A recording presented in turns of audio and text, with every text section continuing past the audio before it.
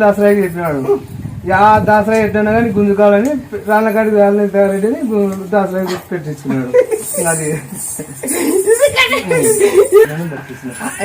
చచ్చుతోని బతికించినాం బతికించినాం.